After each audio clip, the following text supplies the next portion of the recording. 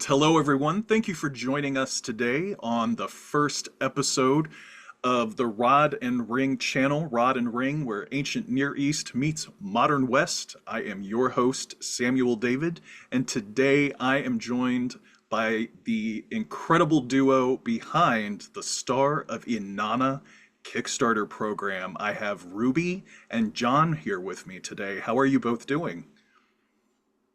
I'm doing good. I'm excited to be here with you. Yeah, me too. I'm so excited to learn from you and to talk about the campaign too. So there's so much that we could cover. Congratulations, Yeah, by the way, on thank you. successfully achieving your Kickstarter goal and surpassing it. I just checked it not long ago, and I see that you have continued to raise more and more funds. So this is an absolutely incredible time for you both, an incredible time for the the field of divination, whether that would be tarot or oracle or runes or what have you.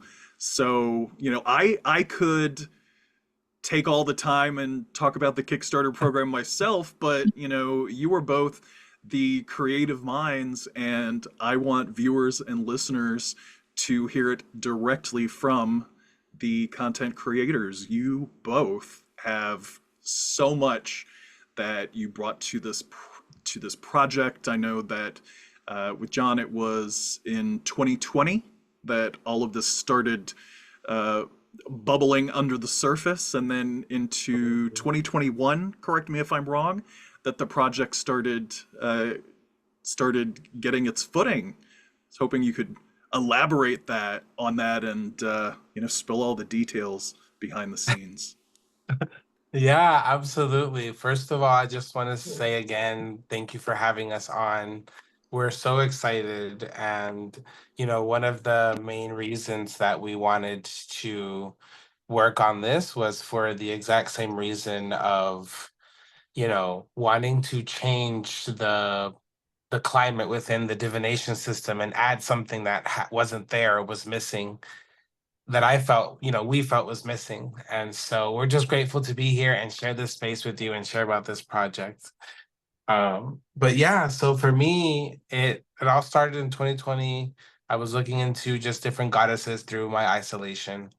And I found Inanna, and it was like an instant connection for me. I was like, okay, like this is something that resonates deep within me. So I just started working with her, and I eventually ended up doing a descent ritual. So like a ritual with my coven that mimics her descent to the underworld, and we had like 7 stations, and I had to slowly go through each station, and like I had to like at the end like give away all my clothing, and I was like nude at the end. And um we went to the underworld, and Ereshkigal was there. Like it was a very elaborate ritual, and it was for my personal descent. I felt like I needed it.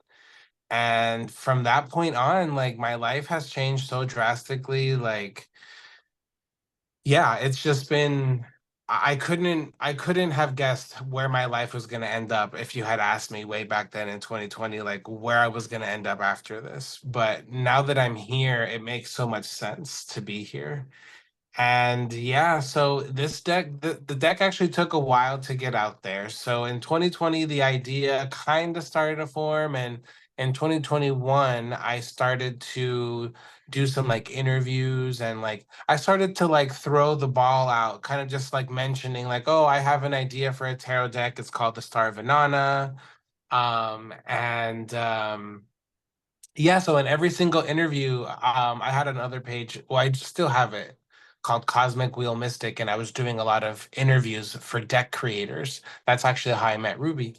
And so yeah, so the deck was like in like my mind and in the background, and really it was originally going to be like a personal coven deck. So the people that did the ritual with me, we were brainstorming together to create the deck ourselves, and we weren't really sure what direction it was going to go in or whatnot.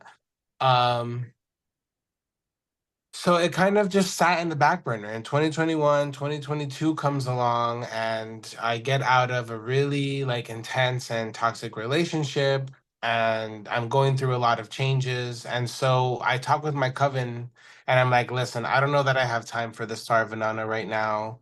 Like I don't know what to do with it. Like so much has changed. And so they just told me, you know what, just like destroy it. Like let it go to the void, and like just see what happens. Like don't sweat it. Like there's so much else going on. Don't sweat it.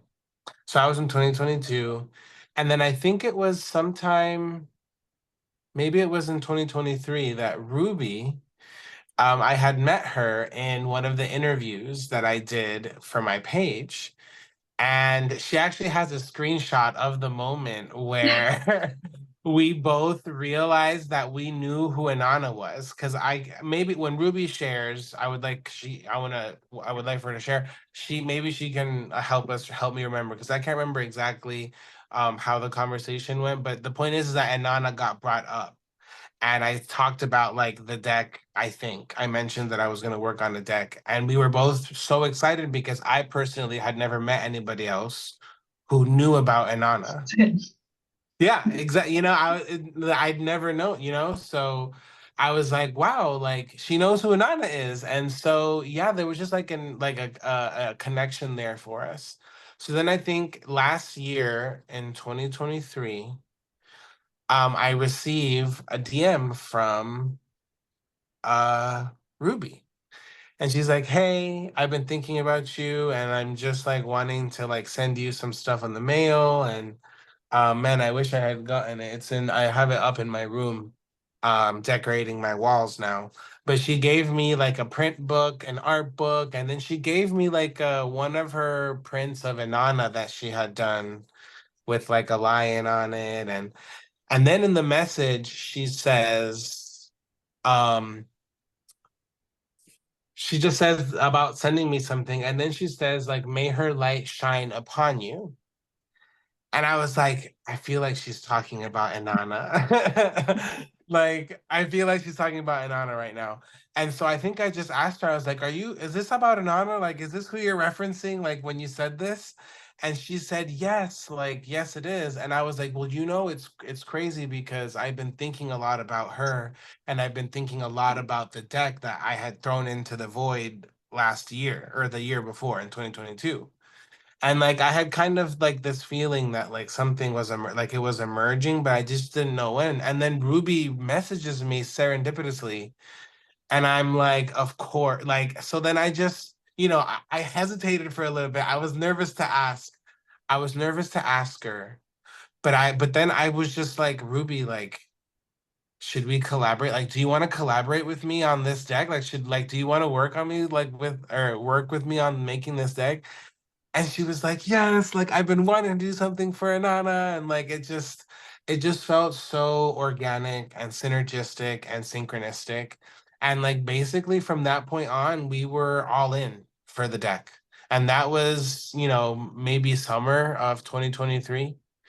And after we really like, we decided that day, yes, we're gonna do it. But then, as the days went by, like it was like, okay, like we're gonna actually do this. Like it's like we're doing this.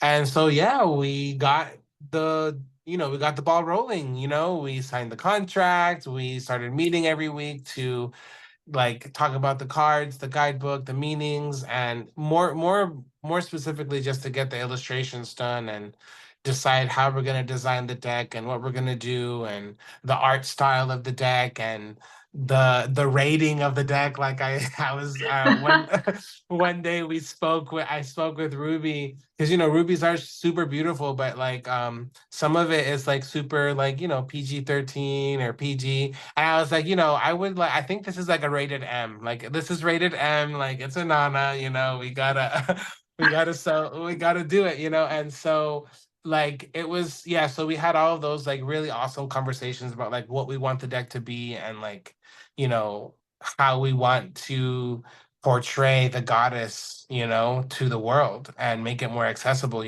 We have people now from because of the Kickstarter that And because of, you know, Ruby's like amazing diligence in finding an awesome fulfillment center, we're able to offer this deck globally. There's people from everywhere that are getting this deck, from Brazil, from all over the place.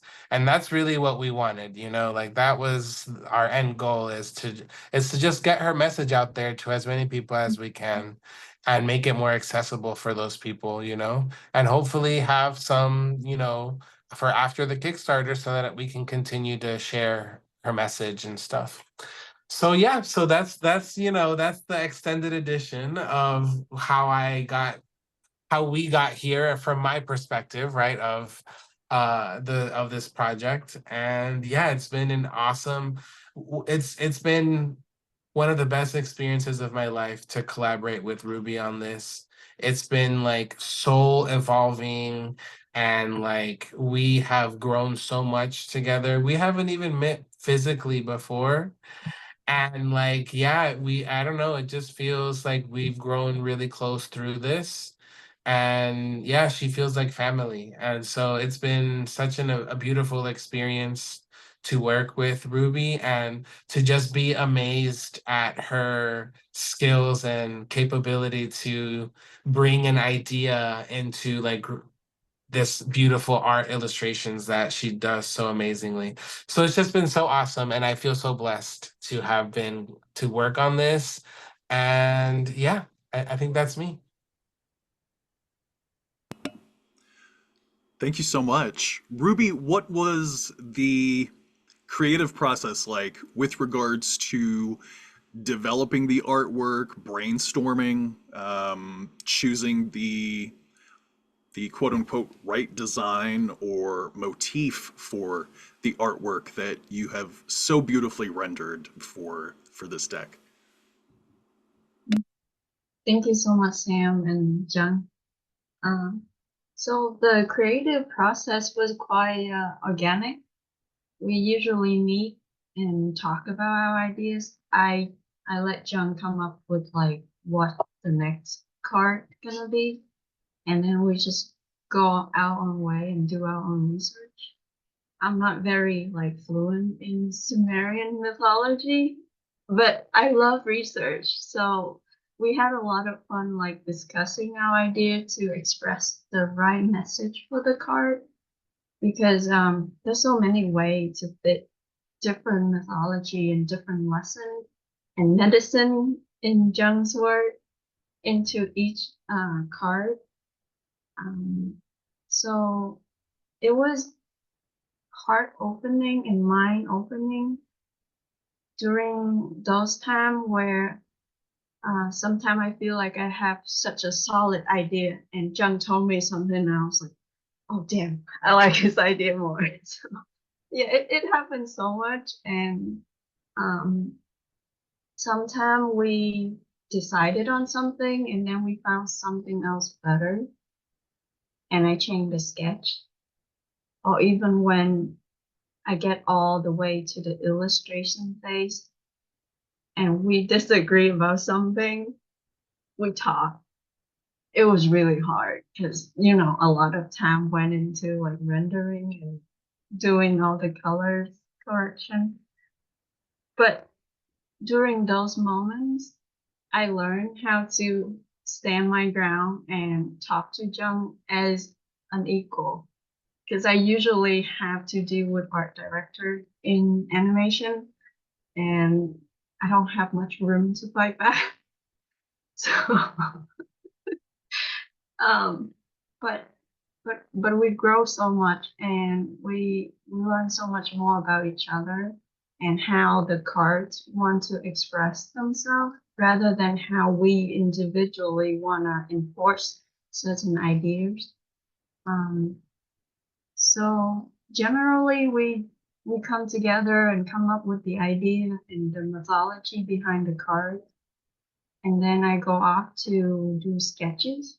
And Jung provides so much research and backup um, information, like the visual side of it. He look up like relief or uh, text in books and on online database to send me like different documents so I can refer to it and make the sketches more in line with what was depicted back then.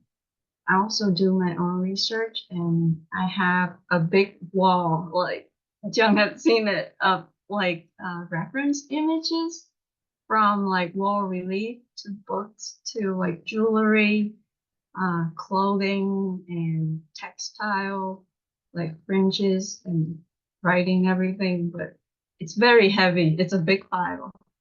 Um, so I use that for the sketches. And when we decided on a sketch, good composition, good storytelling, and hitting all the right notes, then we will proceed into doing more refined ink work. I do it traditionally first, and then I scan it and color it in Photoshop so I can play around with the color to get the right feeling and the right resonance for the message. It's part of my belief for divination. Like when you pick a card, it have to be in resonance with the energy you are in currently. So that's why we use Photoshop. Yeah, and that's how all these cards come out. One thing I wanted to ask you about, the cards, of course, are, for now, I'm assuming it's a majors only deck, and I've noticed that a lot of the traditional names, if you will, for the cards have actually changed. What was the decision making process behind the name change? When I started to gather to the idea that I might be creating a tarot deck, I knew that there were certain major arcana that I wanted to change their name. For example, the Hierophant or Judgment. I just feel that the names are not as relevant anymore to modern society. Like, who knows what a Hierophant is? Like, you know, and if you look up Hierophant online, you're gonna get like the tarot definition, not the real definition. So it's like, it's confusing and alienating, and yeah, I think it was one of the things that I least liked about the Rider-Waite-Smith system. And also, the Marseille to a degree, because the Rider-Waite-Smith are based on those European titles. Um, Similarly, for a possible minor arcana. We're not quite sure. We're deciding. We're waiting to see what happens for the campaign. But similarly, the court cards would also be named differently. I wouldn't go with page knight, king, and queen. Maybe I would, but the point is that a lot of the traditional names I already wanted to shift because I felt like I wanted to update them to be more relevant to modern times. So that's like the first reason. Second, like the second layer to that is like, for example, the Chariot. We could have left the Chariot. But Boat of Heaven sounds cool. And that's what she uses, that's what she uses to get around. So like, why would I put chariot when it's the boat of heaven? So like also certain things like that were changed to fit the Mesopotamian Sumerian context. So like Enki, instead, he's the Hierophant. So instead of the Hierophant, we have wisdom, as Enki was, the god of wisdom, and amongst other things as well. So yeah, we felt, I think mainly the name changes were like, I was like, Ruby, like, what do you think about this name change? Like And she was like, "Yeah, yeah, I really like it." And she helped me like decide on occasions when I couldn't figure out like what, like I would be like, "Ruby, I know I want to change the name for this one, but I don't know what I want to change it to." And then we would think about it, and she would give me ideas, and then we would talk about it. Or I would give her a couple of ideas, and she's like, "Well, I think I like this one best." So it was also a collaborative process, but I do feel like, you know, it was more important for me to change the names and update them, and then Ruby gave me feedback, and she helped me choose some of the ones that I was like unclear on or uncertain about. Um and so yeah, I just think some of them is just to update them and make them more relevant. Some of them are to be more in alignment with like Mesopotamian culture and ideologies. And also some of them I feel like, for example, the one I'm thinking of the most is Awakening. That title change is because I feel like it's more in alignment with the true meaning of the card rather than like Judgment. Like it's hard to decipher what that even means when you look at that word. But if you look at Awakening, like without even looking at the card, you can kind of already start to guess like what it's talking about. So yeah, and I don't know if Ruby would like to add anything else to that, but that was my process for the name changes and why I feel like it was so important for those to be part of this deck. One last thing, Inanna is like famously like a disruptor, and she does things differently, and so we felt the same thing here too. Like we felt like, we felt at liberty to change things as we saw fit because Inanna would do that. So that's why we felt empowered to do it as well. One thing I would like to add is the name change on the full card, which in the deck is Deceit.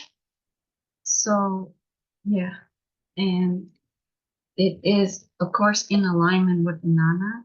But I also like that Jung suggested that Deceit go with the universe instead of the full and the world. So this card kind of flip flop. Like you see the mirror image, you pop out one and you go into the other.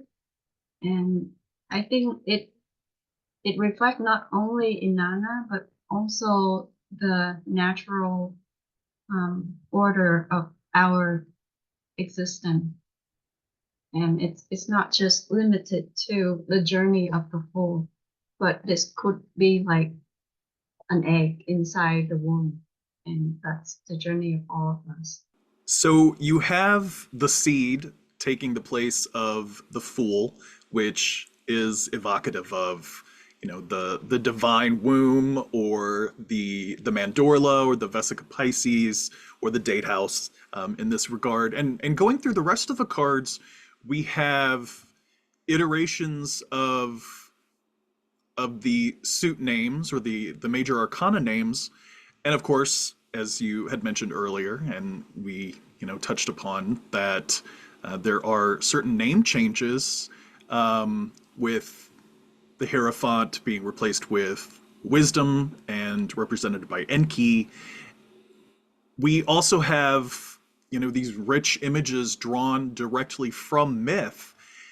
One of the images that I wanted to touch upon, we have sacrifice instead of the hanged man, which, after watching your live on Instagram, I know that that myth that's embodied in that card is about the consequences of Inanna's ascent from the underworld, wherein, in order for her to remain in the land of the living, remain in heaven and on earth, someone has to take her place in the underworld. And there's this dance of the seasons between Dumuzid, who takes her place, unfortunately, because he wasn't mourning her like he should have been, or he was probably ignorant of the fact that once again she's expanding her kingdom. But one card that I wanted to touch upon, and this is a subject that is open to interpretation with so many people. We have the image on the Alchemist card where there is a figure who has feminine features on one side, masculine features on the other, and in the background of that image, there is a depiction of Inanna holding up the symbol for femininity and womanhood, which is the brooch, and the symbol for masculinity, which is a mace or a sword or an assault weapon. Basically, I was wondering if you could perhaps elaborate on that. This is one of my favorite topics about this deck because it's one of the reasons why I felt so embraced by Inanna when I discovered her. Um, so one of the things that I learned about Inanna is that a lot of the people who worshipped her would be what we would call gender queer or non-binary nowadays. Um, or straight up just, behaving and living in ways opposite to their gender. And so, I immediately recognized Inanna as like a sanctuary for those queer people that felt different from the, I'm assuming dominant gender binary. And so, after discovering that, I also found in um there's two places. One is in the myth called Inanna and Mount Ebbe. And there's another one, I believe it's in the Exaltation of Inanna by Enhedwana, where she is referenced to doing some sort of rite or ritual that may or may not be like an actual like sex change, or might be like a role being given to somebody during a ritual to act in a different gender or as the other opposite gender. um and then also I discovered that it was a thing that people would dress like halfway, like during her like celebrations and stuff like that. And so like putting all of that together, I was like, okay, like there's more than enough for me to go off of to depict this in a way that's respectable to the LGBT community, that's also honest about the origins and doesn't try to like make any lies about what was being done or not, but also giving ourselves that liberty to interpret it the way we see fit. And if some people want to interpret it as, oh, it was just for the ritual and then they didn't do anything after, or if people want to say, oh no, like they were allowed to live that way and act that way for the rest of, it's I'm gonna let people interpret the way they want, but the way we decided to interpret her and the way that she interacted with those people in this way. And then like to like the cherry on top, right? In her Descent to the Netherworld myth, it is two genderless or sexless beings who are responsible for her resurrection. And so not only are these beings or people like important to her cultic and like cultural, um like culturally, but like mythologically, Inanna depends on these beings or people in order for her story to continue. And so I think it's in Mount Ebbe where she is accompanied by her staff. It's the Galatur and Kurgara. Those are the priests that, her cultic staff. And they actually kind of have to perform the ritual with her. They kind of have to go into a trance state and do some dancing, and drum and music playing. And for me, it's like in order to like raise energy for the ritual. Okay. So having said all of that, right? That's like the premise. Now we're here at this card. So we arrive at Temperance. So why Temperance for this depiction, right? So for me, uh the name change came first. So I knew that I wanted to name the Temperance card out the Alchemist. And the term alchemy didn't really have, like, there wasn't a term for alchemy in Sumer that I know of. However, alchemy is about transmutation and change, and they definitely believed in that. So, we felt that the Alchemist was still a pretty good fit for this card. And so from that point of the Alchemist, from the perspective of temperance, not as necessarily a middle ground or like avoiding excess or avoiding depletion, for me, the temperance card is more about alchemy, and it's more about the bringing together of parts to create something whole and new, which, alchemy was trying to convert like metal to gold, right? So like that's what alchemy is like getting all these different things, putting them together, and then making something. I like to use the analogy of like a baking recipe. Like you need a little bit of salt, a lot of flour, a little bit of baking powder. There's like all these different ingredients in their correct amounts make something unique and different.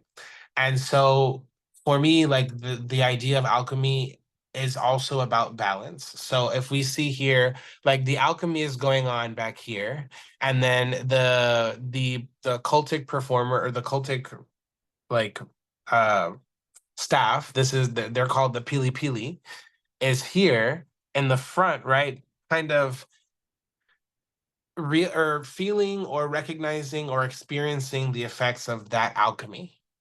And so we can see the balanced, calm nature of this person here. But really, like the fuel for that, right? The fuel for that balance is the alchemy, is the transformation. And so that's really kind of the core theme that we wanted to bring with this card, is that we have the potential to alchemize our lives, and we have the potential to find balance within ourselves. And what that means is connecting to our truth. And so this pili pili right here is being given the opportunity, or maybe not being given the opportunity, but is being seen by the goddess.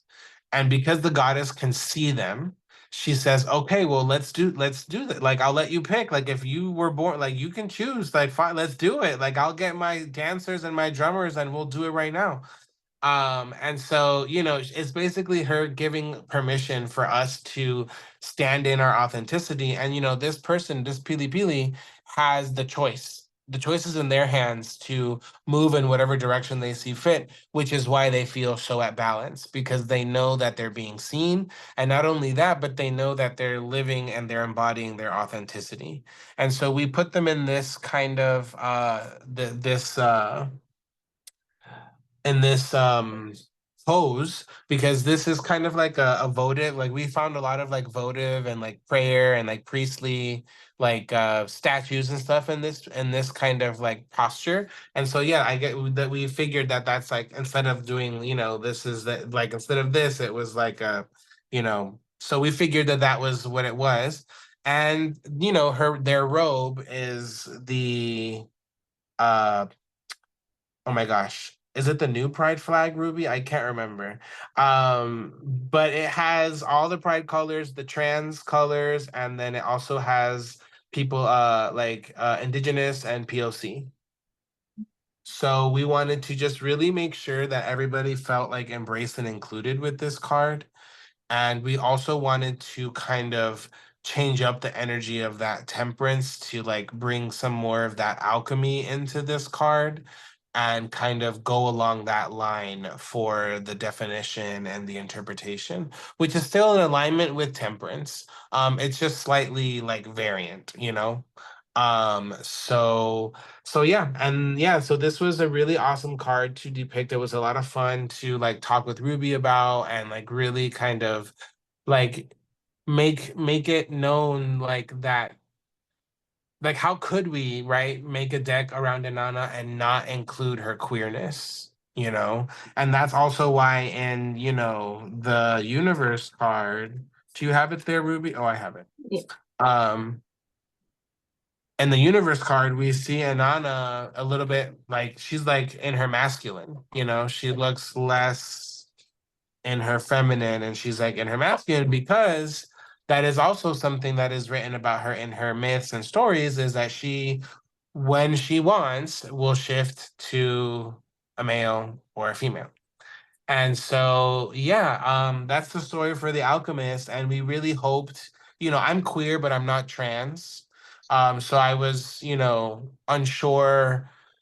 You know, I was just hoping that we depict, you know, we did the best we could, you know, we're hoping that it landed and we did the best we could.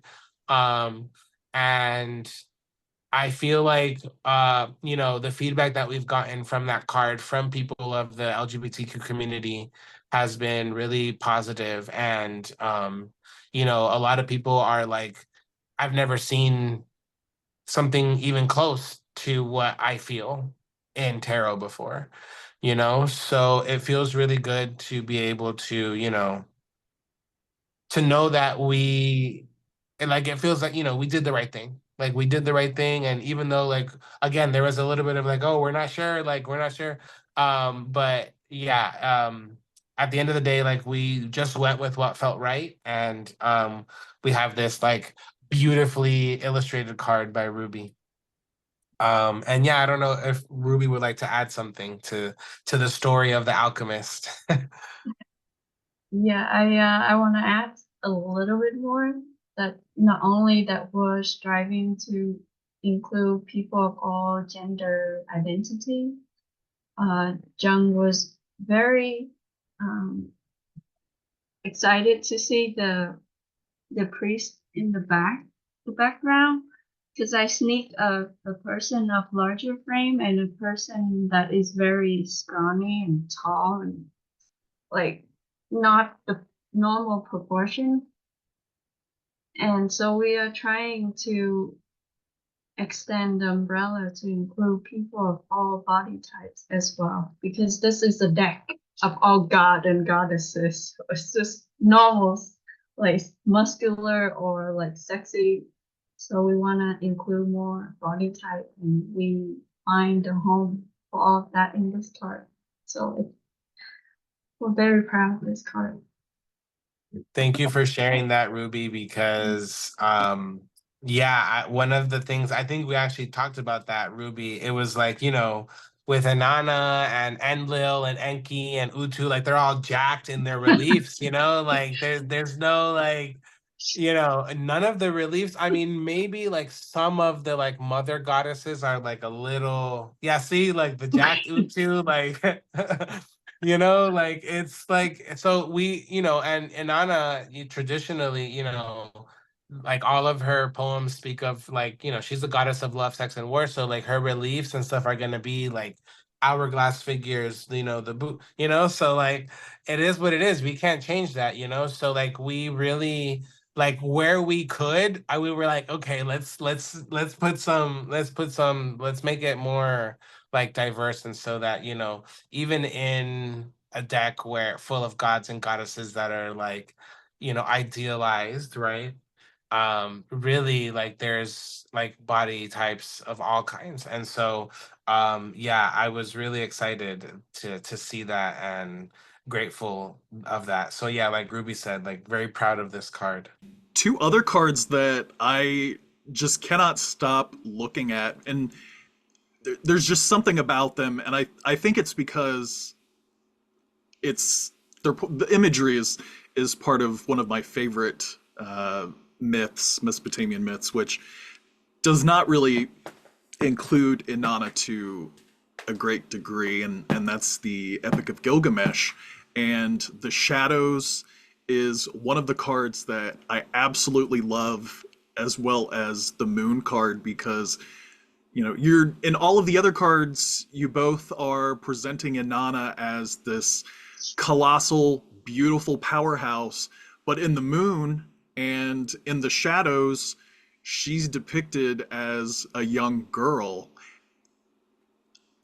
With regards to the Shadow, what was the thought process around incorporating that specific imagery from the Epic of Gilgamesh which goes into detail about Inanna as a young girl tending the halupu tree and encountering these various figures that are pivotal beings or figures within the context of her early years in myth. Yeah, so we with especially with regards to like the scenes from the Epic of Gilgamesh, right? It's a little bit later than some of the other ones, you know. Um and and even in some of them, like the Emperor, we make some reference to more some Babylonian stuff. So like it go, we go a little bit further from Sumer and Mesopotamia more broadly. So with regards to the Epic of Gilgamesh stuff, honestly, it was as I was reading one of the books that we use, which is the Diane Wilkstein and Samuel Kramer book, which is, controversial, but I read it. Um, and we used it. We used it to, it was one of the books that we used. But you know what it was? It was because it's so accessible and out there back in 2020, it was the first book I read. And, despite its, controversies, it really shook me like the stories and her hymns and the way, like especially the courtship like poems, right, of love between her and Dumuzi. She was like, who's gonna plow my field, like who will, like I was like, damn, like this people were getting down and hot 7,000 years ago, like.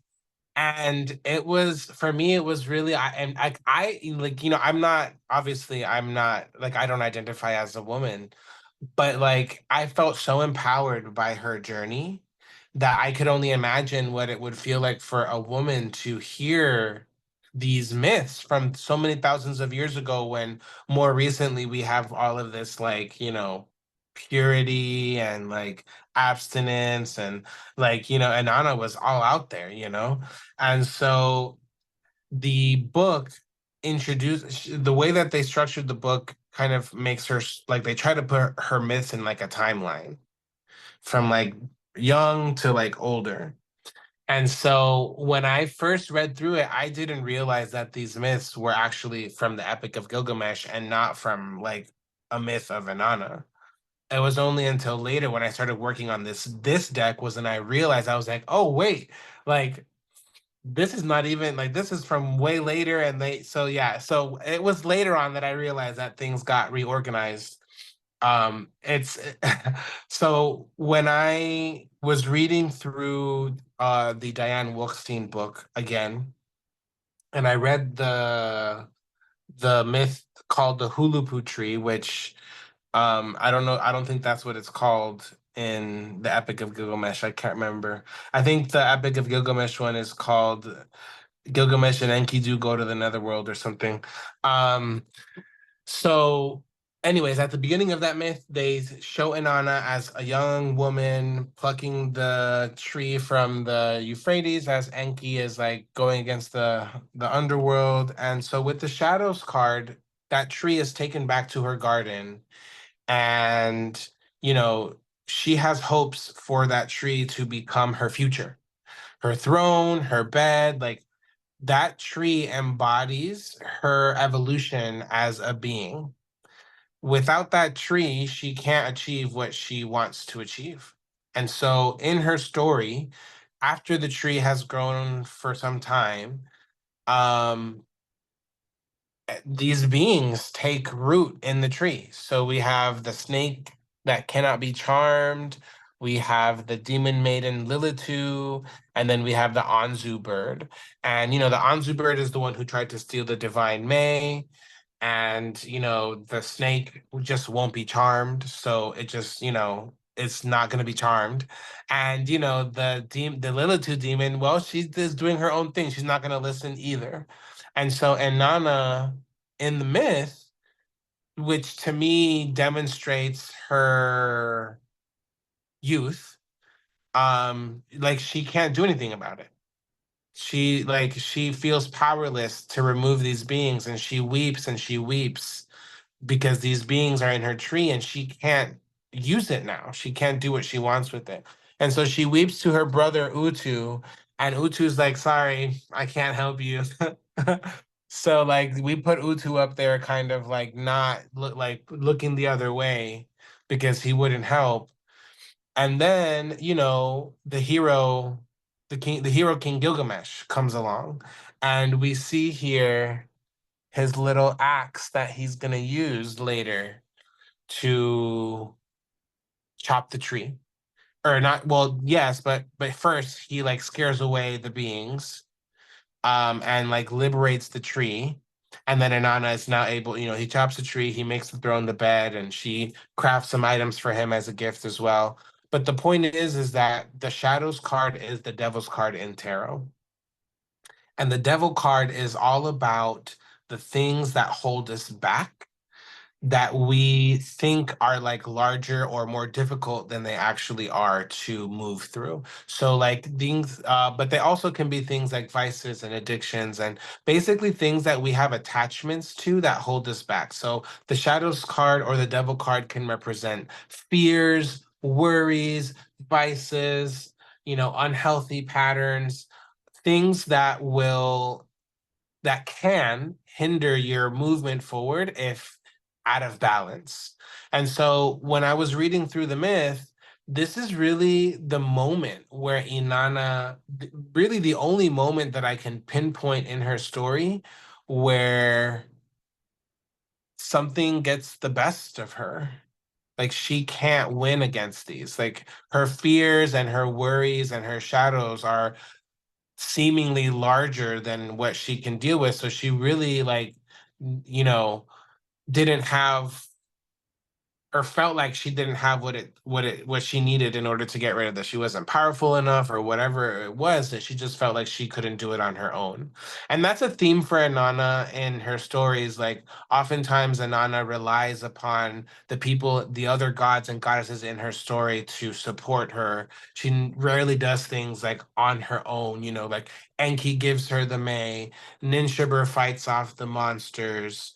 Like she takes the Inanna temple from Anu with Utu. So like it's, a lot of her stories are about like how she finds support outside of her as well. And so in this case, with the Shadows card, Gilgamesh can represent two things. They can represent like seeking outside help to move through these challenges and through like your fears and addictions and attachments. And Gilgamesh can also represent her masculine energy, like, or a masculine energy coming into being more decisive, not being so emotionally driven, or like, oh, like woe is me, like there's creatures in my tree, like here's Gilgamesh, okay, well let's do something about it. And so you can interpret like however you want, which is why we didn't really depict Gilgamesh here. We wanted to focus it on Inanna and showing that it's her choice, whether it's like reaching outside externally or whether Gilgamesh represents like her masculine side taking charge. That's really kind of the core of the Shadows card, is like showing that even Inanna, the goddess, queen of heaven and earth, like has moments of weakness and fear. And, the attachments that she has to those fears, like stop her from doing what she needs to do until something else comes along and changes the picture. So yeah, so that's the reasoning, my reasoning behind the Shadows card. And yeah, I don't know if Ruby would like to share anything extra. Yeah, I want to go back to the point you made that in Nana there's a theme in her that she sometimes seek help from outside, like from Enki, from King Gilgamesh, or her advisor Ninshubur. Um, I feel like that is more of like a feminine trait where you can reach out your root and talk to other tree, but yet you share all the nutrient and you bring all the community together and you nurture each other. Just like when she bring all the divine aid back to her city, stealing from Enki for her people. So it is a strength if a woman or people who wanna improve or develop their feminine side. We all have the feminine side, not just women.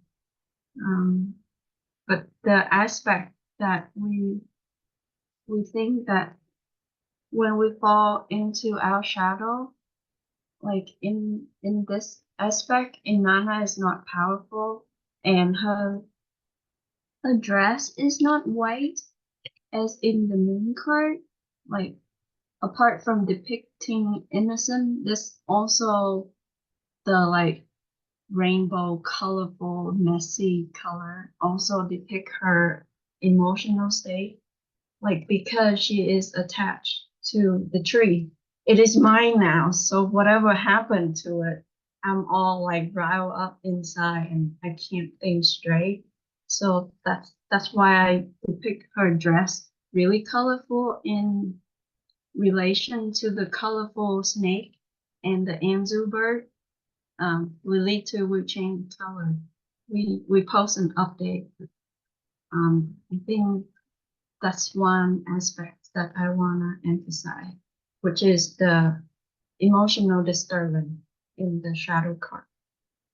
You know, I wanted to circle back to the image of the alchemist, because I do think that this subject, while it's divisive, it is one that needs to be acknowledged, because we do have the historical precedents in literature, in liturgy, and in cultic practice where people who, and for those who are not familiar, Mesopotamia as a whole was very heteronormative. There was the strong emphasis on the family unit, kinship, descendants, ensuring that your familial line carries. If you did not agree to the arranged marriage between, one family or the next, whoever your father, in the case of a woman, it would be her father and her brother who would arrange the marriage. And with the son being arranged a marriage, it was a big deal because of kinship inheritance and because of familial honor. Those who found themselves on the other side of the spectrum, who did not want to align themselves with this heteronormative societal structure, the options available to them were to live on the outskirts of society as a marginal citizen, where they would be subjected to violence and all sorts of horrific things, or they could find refuge in the Temple of Inanna and end up as members of her cultic retinue. Whatever position that would be based, of course, upon their skills. So, while Inanna is essentially the deity who embodies the patriarchal current, she legitimizes kings. She is a prominent figure in the sacred marriage rite.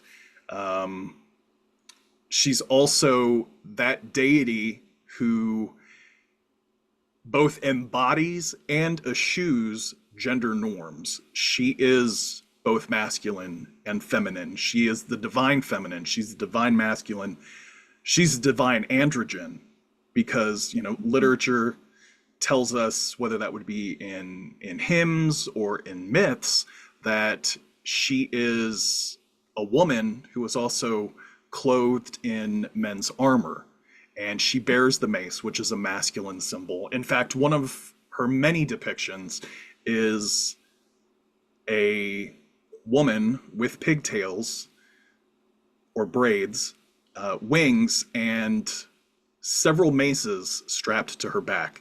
So if that doesn't involve some gender But yeah, where I'm going with this is I'm loving the fact that you are representing these cultural ideas, these social concepts that were were deeply valued. They had precedent in ancient society, and we have, as members of the queer community, the LGBTQ community, whether we identify as queer, gay, lesbian, trans, what have you, we find that in the ancient past there are individuals who we can look to as spiritual ancestors in a way that their lives have in some way influenced our own, or the roles that they embodied within Inanna's cultic practice, or the expressions of worship in her temple. Those are terms or roles or descriptors that we can take upon ourselves to enter into ritual space and embody who we need to embody in that moment during ritual or ceremony or spell work. I will say that one of the one of the reasons why like we dipped our toes like a little bit into some like Babylonian stuff, and you know some like very sporadically, but like in my spiritual interpretation of how Inanna shifted and how her stories shifted from Sumer to Babylon, I feel like you can see a clear distinction between like, well, obviously, they called her Ishtar then as well, and it was different. Um, so she had like a different vibe, I suppose. But the point is that a lot of Ishtar stories within the Epic of Gilgamesh and other things, um, yeah, I feel like they're like I'm not I don't know, I feel like it's more influenced by patriarchal norms, and like they tried to like reduce her to some like sexual like harpy, and Gilgamesh didn't want to have sex with her, so like she like is gonna destroy the whole world or something. And it's just like it seems to be reduced, like I don't know, it seemed just like her stories seemed a little disempowered to me, but like at that point in time. And I think that after, the period of Sargon and Hedwana, where that was really when Inanna really rose to the top. Like after the empire of Akkad, like as it started moving into like the later times in Babylon and all these other things, yeah, I just feel like it shifted more heavily into patriarchy. And like I think the Kingmaker, or Enlil, like got absorbed into Marduk, and then Marduk was like the highest of the high, and Ishtar kind of lost her spot.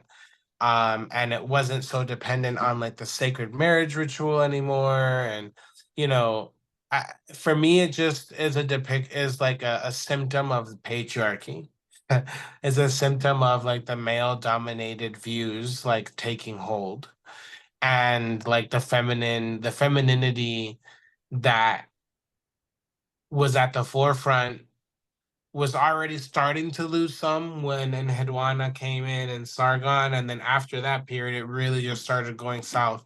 And so that's why I didn't like go too much into the Babylonian stories, and yeah, I used some stuff from the Epic of Gilgamesh and stuff.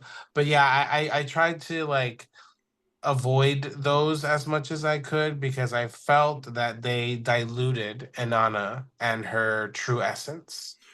So. It's funny that you mention uh, the Akkadians and Hiduana and Sargon. What's interesting is, and I was talking about this with another guest who will be on in a later episode, Sarah Mastros, and what's interesting is with the Sumerians, in order for tensions to be essentially brought under control, by the Akkadian conquerors. They're conquerors and colonizers. The Akkadians ended up under the power of Enheduanna.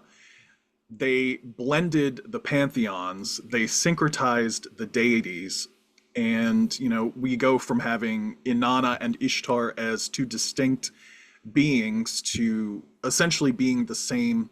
And then we have the Akkadian speaking people, later the Babylonians, using Sumerian cuneiform to compose liturgy and an administrative text. So the logograms, the cuneiform texts that were used for the Sumerian deities were then used for the Semitic Akkadian deities. One thing that Sarah pointed out was that when we have the patriarchal current moving into the area, the emphasis goes from the earthly realm. So we have Inanna as the goddess of the date house, the goddess of the date palm. In fact, the breakdown of her name, which one would assume based on naming conventions would be Lady of Heaven, which it isn't, because the cuneiform logograms that are used to render her name in cuneiform script don't match the naming conventions for a name Lady of Heaven. So the logograms are completely different, but we go from Inanna as the earthly figure who is the maiden of the storehouse, who ensures the fertility of the land, to this conflation between Inanna and Ishtar as an astral deity, an astral body typified or identified with Venus, who undergoes this cyclic change. And it's just fascinating. And in fact, Steffi Von Scott, who has done a great deal of research on Inanna and Ishtar, presented information that indicates that Ishtar actually predates Inanna. So, we've got all of these complexities at play here. And, I guess we wouldn't have Inanna or Ishtar or Inanna Ishtar if we didn't acknowledge these complexities. So the Lady of Heaven and Earth being the living embodiment of complexity and paradox. I mean, historical precedents left and right. Two other questions that I had, because I've got the cards, the image of the cards from the Kickstarter in front of me. In addition to the format of the tarot, you've also added two oracle cards, the Descent, which I don't think needs any further introduction, but you have this beautiful card that depicts an emanation of Inanna that has appeared to, I'm assuming, a depiction of Enheduanna. Is that correct? Yes. What is the concept or the meaning behind this card, Divine Love? I forgot how it progressed, but eventually we decided on depicting the love that Enheduanna, or by extension any one of us, who feel a connection with Inanna through our creative process. Like, for example, in the card, you can see that in the midst of chaos, like her city, Uruk, is being overthrown by a usurper. I think his name was Lugalana, the usurper, and she was stripped of her title as the high priestess. She was thrown out of her temple into the land of the dead, like the Acropolis. And in this depiction, I think I read in one of the sources that says she took refuge in Lagash. I don't know if I pronounced that correctly. Um, and that was when Enheduanna wrote the hymn to Inanna, the exaltation of Inanna. And it wasn't to unite the people of like the Akkadian and the Sumerian people, like her usual job. Like it personally, I feel like these poems she just wrote to the goddess as her devotion, as her love, her cry for help, but also very full of cry. And um, so if you can find the card, you see the word here, I am Duana, connecting between our heart and Inanna's heart. It is a symbol that we can connect directly with our own divinity if we find stillness in chaos, in time of darkness, because divine love, divine beings, Inanna, Archangel, anyone that you have connection with, we can connect with them as long as we can find stillness in ourselves and not being thrown all over the place by the external circumstances and our emotions. And one interesting thing is we couldn't narrow down this picture. And when we come up with the image, I was happy with it, but I could not sit down to draw. And I went onto YouTube and I listened to this guy, I forgot his name. He's the curator at the Morgan Museum in Library in New York. He's an old white dude, but like when he read the hymn as Enheduanna, I felt the love. I felt the love like Enheduanna had for Inanna. That's how I could channel the picture into visual form. So, but when I sent him a letter, he didn't reply because he's an academic. Oh my god. Yeah. Thanks, Ruby. Can I add some stuff? Please. So I also just want to add on top of everything, I want to echo everything Ruby said and add that in the deck, and Hedwana is the only real human. We have Utnapishtim in the Hermit card, but he's immortal, so he doesn't count. um, so for us, the Oracle cards was a little bit of a journey because the Descent card was actually going to be like an alternate version of the Catalyst of the Tower card. So this deck was going to have two Tower cards. But then I was talking to Ruby one day and I was like, there's going to be people who are going to remove the extra tower card because they don't want two tower cards.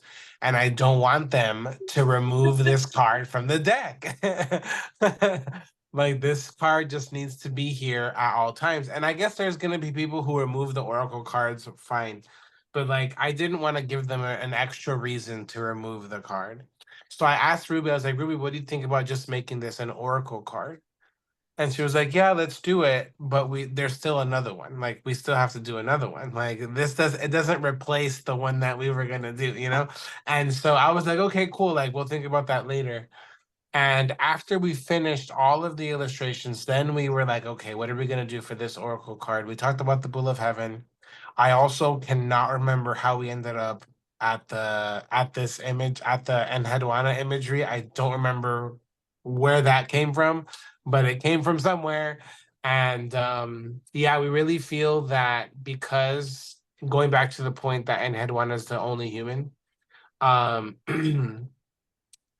we wanted to ground the deck into like real life. I want to thank you both so much for your time and for sharing your passion for tarot and for Inanna and the arts. And I could just feel the love. I know that nothing but love and blood and sweat and tears probably have gone into this work. And I know that I'm not the only one who is excited to see this labor of love continue to come to life. It's just absolutely beautiful. It's a beautiful work of art.